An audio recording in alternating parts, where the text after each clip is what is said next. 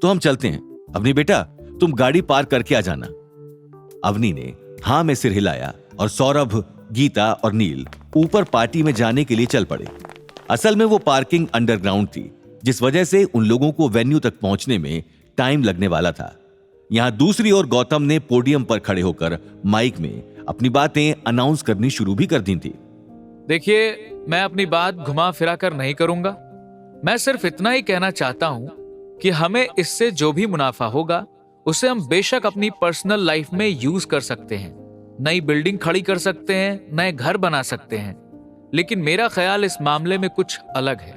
असल में मैं बूढ़े लोगों के लिए आश्रम और बच्चों के लिए स्कूल बनाना चाहता हूं।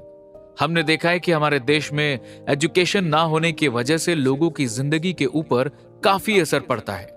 अगर मैं इसको किसी तरीके से खत्म कर सकता हूं तो मैं जरूर करना चाहूंगा, और मुझे लगता है कि ये पैसा मुझे उन बूढ़े माँ बाप के लिए आश्रम बनाने में और बच्चों को अच्छी एजुकेशन देने में मदद करेगा। और मुझे यकीन है कि आप लोगों को भी मेरे इस फैसले से कोई एतराज नहीं होगा। अगर आप लोगों को कोई एतराज है तो अभी मुझे बता दीजिए। जैसे ही गौतम की बातें खत्म हुई, लोगों की तालियों की गड़गड़ाहट उसके कानों में सुनाई देने लगी। हर कोई खुशी से खड़े होकर जोरों से तालियां बजाने लगा और भीड़ में से एक आदमी ने कहा, सुपर्ब सर जी, क्या सोच है आपकी। आज के जमाने में इस तरह की सोच रखने, और वो भी आजकल की यंग जनरेशन होने के बावजूद, जो ज्यादातर इन सब चीजों के बारे में सोचते ही नहीं है। उन्हें तो बस अपने ऐशो इशरत, क्लब्स, पार्टी, घूमना फिरना, यही सब लगा रहता है। और ऐसे में आपने ये सोचा, कमाल है। हम सबका आपको सलाम है, क्यों भाइयों।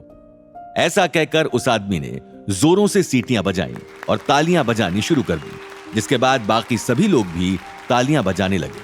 फिरोज मलिक भी खड़ा होकर गौतम के लिए तालियां बजा रहा था। गौतम ने सबके सामने हाथ जोड़े और वो अपनी सीट पर जाकर बैठ गया। फिरोज मलिक माइक पर बोलने के लिए आया और उसने कहा, गौतम जी, मुझे दिल से खुशी हो रही है। आपका न सिर्फ बिजनेस सेंस अच्छा है, बल्कि आप एक बहुत अच्छे इंसान भी हैं, और ऐसे हीरे को अपनी जिंदगी में पाकर मैं बेहद खुश हूं। गौतम अचानक फिरोज मलिक के पास पोडियम पर गया और उसने थोड़ा सा पीछे हटने के लिए कहा और माइक पर आकर अनाउंस किया, आई एम सॉरी दोस्तों, मैं आपका दोबारा वक्त ले रहा हूं, लेकिन मैं एक चीज कहना भूल गया था, और अगर मैंने ये नहीं बताया तो मुझे लगता है कि ये अनफेयर होगा।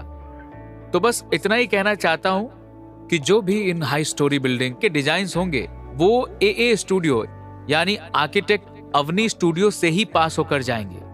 ये मेरी एक पर्सनल रिक्वेस्ट है। अगर आप लोग इस पर राजी हो जाते हैं तो मुझे बहुत खुशी होगी, और आई प्रॉमिस यू ये डिजाइन्स बेहतर से भी बेहतरीन होंगे।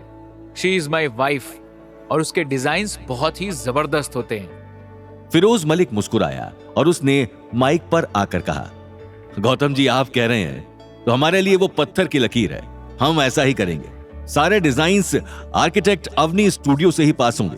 क्यों दोस्तों, आप सब लोग राजी हैं? फिरोज मलिक के सवाल पर वो लोग हूटिंग करने लगे, तालियां बजाने लगे, और वो समझ गया कि सभी लोग इसमें राजी हैं। वहां बैठा हर एक आदमी गौतम की शख्सियत से काफी इंप्रेस हो चुका था। यहां दूसरी ओर अंडरग्राउंड पार्किंग के अंदर सौरभ, गीता और नील को रास्ता ही नहीं मिल रहा था। ना ही उन्हें नीचे कोई सिक्योरिटी गार्ड दिखाई दे रहा था। इसलिए गुस्से में झल्लाते हुए गीता ने कहा, कैसा बकवास होटल है, कोई सिक्योरिटी गार्ड नहीं, कुछ नहीं, न लाइट्स दिखाई दे रही हैं। आखिर हम लोग होटल में पहुंचे कैसे? अब आप हमें यहाँ तक ला ही रहे हैं तो कम से कम इतना तो पता कर लेते। पता नहीं आपको भी पीछे के रास्ते से आने की क्या सूझी।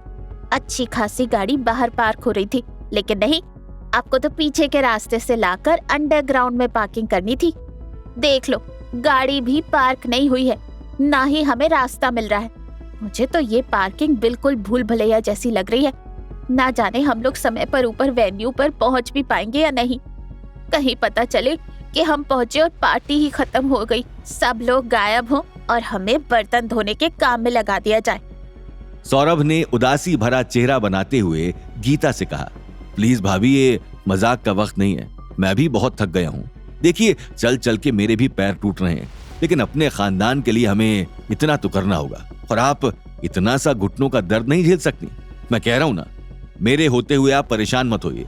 यहाँ पर हमें जरूर पार्किंग मिल जाएगी। आगे की कहानी जानने के लिए देखिए अगला एपिसोड सिर्फ पॉकेट एफएम के यूट्यूब चैनल पर और रॉयल वारिस के सारे एपिसोड्स को सुनने के लिए डिस्क्रिप्शन में दी लिंक से डाउनलोड करें पॉकेट एफएम ऐप।